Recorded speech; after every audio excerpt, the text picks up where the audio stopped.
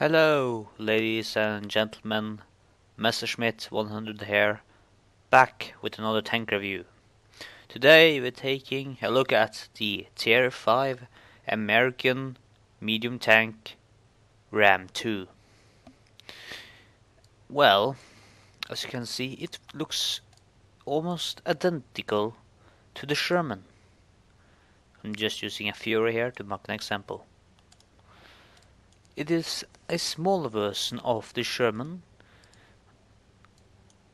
and it was developed on the basis of M3, but it was the M3 Lee that was set into production, or well, more production than this one. It was produced 1,849 of them. None of them saw action, but they were used for training. But they didn't see action in any theater of war. Taking a look at this, it could actually maybe be used in airdrops. Or maybe it's too heavy. It weighs almost 30 tons. And with that, let's go to the stats. It has 610 hit points. If you just go to the medium tanks. 610 hit points as well on the Matilda Black Prince, and 610 hit points for the Matilda 4. So it has the same hit point pool as the other premium tanks of Tier 5 medium. It weighs almost 30 tons, as I mentioned. It got a very healthy 440 horsepower engine.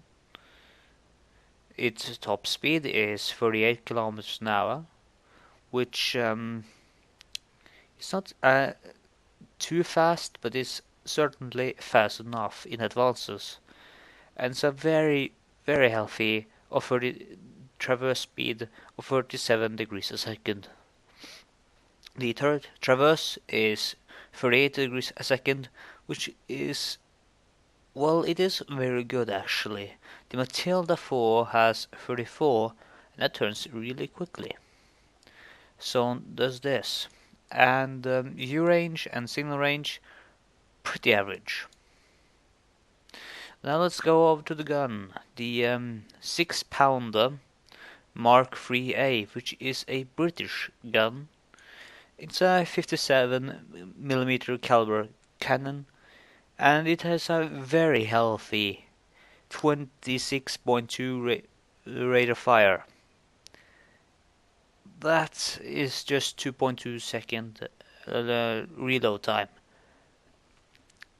The average penetration is actually very good, 105mm for standard AP, and for armor-piercing composite rigid, it is 170mm, which is really good for a gun of this size.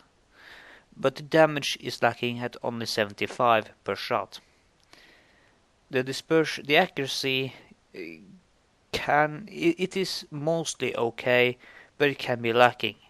And the aiming time is much longer, or it's a little bit longer than the reload time. So you will find that you have to stop making rapid fire attempts at enemy tanks, because your aiming circle will be in the end so large you will have very little chance of hitting them.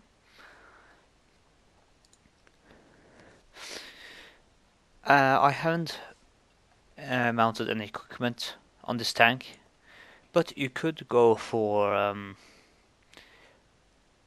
maybe wet ammo rack. I haven't got my ammo rack damaged in this tank as much, so I wouldn't really go for it. But improved ventilation could be great with coated optics. I really don't see anything else, because this is a tank you go to move around a lot in, so camouflage net and binocular telescopes goes away right away. Maybe a handgun drive, but it costs, 500,000 credits. So that's up to taste. But On all my tier 5s I have consumables, or tier 5 and higher of course. I have the standard fire extinguisher, first aid kit, and a small repair kit. Now, this is a very good vehicle for observation and to exploit breakthroughs. You can also bounce a few shots because the hull armor is 76 millimeters in the front, 63 at the side, and 38 at the rear. But the 76 millimeters in the front, with that sloping, let's look at the Panther Mid 88, which has only 80 millimeters of armor, just 4 millimeters more than this one. It has this same sloping, so you all have almost Panther tank frontal armor. If you look away from the machine gun port and the viewport for the driver, this thing can bounce quite a few shots, and maybe not as much on the turret, but it still can if they hit the cheeks and not the main larger. Well, I don't know what to call it. Maybe it's a gun shield, and this is more the front of the turret. So if they hit more the gun shield, gun shield is not actually right either. But if they hit the extended, smoothed out part here, they're probably going to penetrate because there's a big flat area that can penetrate you in. Command's hatch, don't aim for it. It's very small. You have that target to hit if you fire at the command's cupola. If you frontally fire at this machine gun port here or the driver's cupola, actually, first take a shot in the driver's hatch to make the person controlling the tank having less control and less likely to get away in time, and then shoot at the machine gun port to maybe knock out the radio operator. Then you can proceed to shoot this observation port here. I don't think they're weak spots, but the observation port here and the machine gunner. Then you will have almost knocked out the entire crew. Maybe you can take this tank out with 4 shots, if you're lucky enough. Of course, on the side we got the observational port here. The weapon, the crews inside the tanks had personal weapons such as revolvers, pistols, submachine guns, and they could use these hatches, these small hatches in the turrets, as on the other side, to open up and fire their personal weapons out. And you can see also it has this smaller hatch on top of this larger entrance hatch here. But yeah, those are weak spots.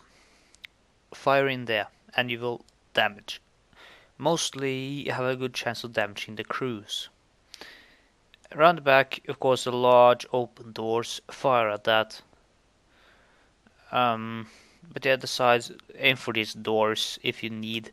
But it is only 63 millimeters of side armor anyway, so I don't see why you're aiming for these weak spots except if the tank was at an angle. And that's something important to mention. This tank is not easy to angle, because if you angle it like this, it is really hard to hit the weak spot, but this plate here is less of an angle than the rest of the side, which can be a problem. And also, even if you angle it, you still have the problem with the driver's observation port and the machine gun position here. Also the side, massive weak spot, and the weak spot here. So try to stay mobile. Do not stand in one place for the mostly. Try to move around and getting close to the enemy and fire the gun. You have 105 millimeters of penetration, but it is I have several times bounced off KV-1s with this gun, so don't count on it. You have to get around the enemy. then you're much safer. But against tier, if you get up against tier 3, you can usually just storm ahead. If you use full speed, they track you, which many tier 3s will, and they just shoot at the front of your tank. They're probably just going to bounce right off because you have quite thick armor and it's well sloped. Of course, if you are tier 3 and looking away from the weak spots I have mentioned earlier, shoot it there. There is a plate of flat armor right here, right between these two road wheel connections. Here's almost a flat plate. Fire at that. And of course at the side you have very little chance of hitting the track, so just fire at the side. Also to mention, this box right here would be for ammunition, but it is a non-hitbox model. Or the modeling here is not a hitbox. If you shoot this one from the side, you won't do damage. Because if you shoot from the rear, you would just go through the box and in through the back of the turret. It's not easy to hit from artillery, so you are pretty safe there. It is a relatively small target. Also, zooming out, the normal Sherman is taller. Not by much, but it is certainly bigger. So use your size and mobility here. But if you're unlucky enough to run into the German Panther tanks, or as I have here, the Panther M10, you are going to be in deep shit. Because he will kill you in 5 or 6 shots. And you won't be able to penetrate him from the front. Get around to the Panthers or heavy tanks' sides to knock him out. You might actually also have some problems with angled Panzer IVs, or especially the Panzer IV Schmalturm can be a huge problem, because the front turret is 120 millimeters, and you have only average penetration on standard AP 105 millimeters. So try to shoot at flat armor with the gun and penetrate that way. Don't shoot at angled surfaces. You can pick at weak spot with this gun, but still it is a lucky shot at longer ranges. This is not a sniping tank. You have to get close. Its top speed, as I mentioned, is not superior, but it's good enough. And since this is such a small target to hit from the outset, it should carry you through. Of course, you have 610 hit points, which can absorb quite a lot of shots that's fired at you, but don't count on it. If someone gets in a direct hit on you, you're going to die. And yeah, that's all for the garage part of this review. Now we will be going into the replay I have prepared earlier. So here we are at Sand River, and here you're going to see the tank perform. Just skip ahead so we get into the action, not waiting for the countdown, because we have seen the countdown many times before. Now, moving swiftly up, as I mentioned, is something you have to do in this tank. And yeah, moving up to the southern flank. Camera's lagging out a bit. Yeah, moving up to the southern flank and flanking eastwards along the trail. We haven't spotted any enemies, but the A20 is about to do that for us. Now this is the best kind of games you can get into. It is a tier 5 game, as quite a few tier 4s and tier 3s. So now I'm over the hill, and there's an M3 Steward behind the hill. I'm going to engage him. Okay, the A20 took care of that. Panzer 38, 37 was it?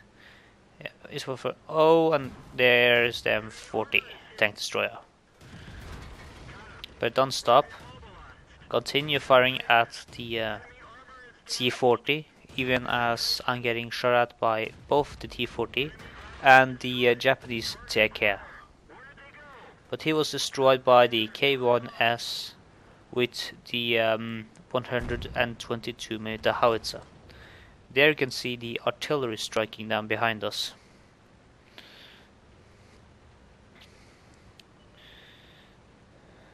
And now their front, their southern front has completely collapsed, and we are moving into position. And as well, the A20 has begun to spot the artillery, and I see a AMX 13 AM. I opened fire at him. I still opened fire at the last place I saw him, and now he's dead. I didn't kill him. There's the M4 Sherman. Penetrated his weak side armor, and he was killed off by the Stug.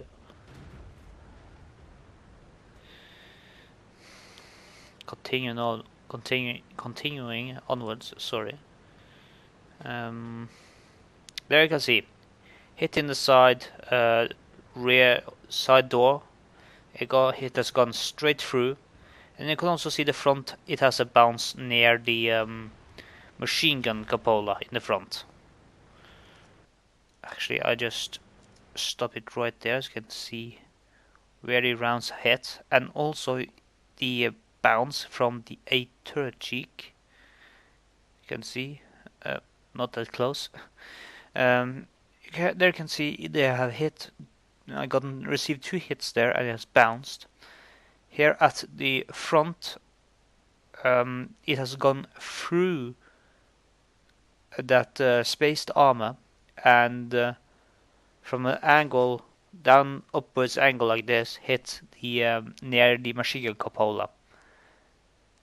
And it's quite a few bounces, and unsurprisingly, towards the rim of that armored door.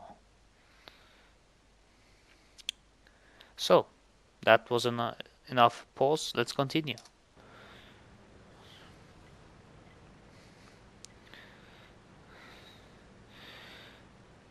And now the enemy is just getting rounded up.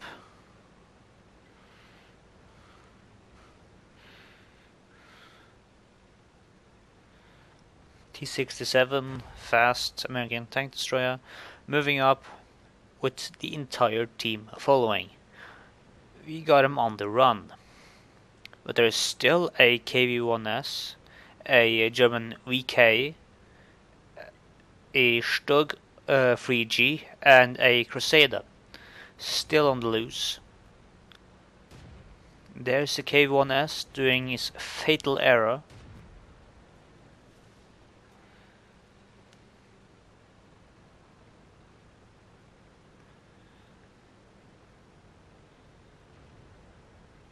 He's attempting himself again at KV-1S.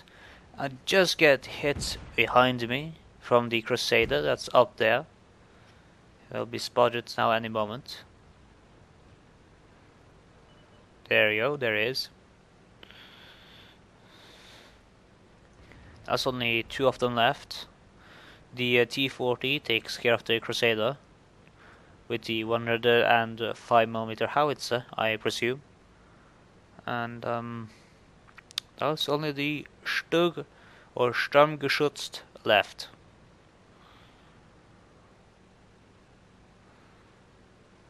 And he's dead.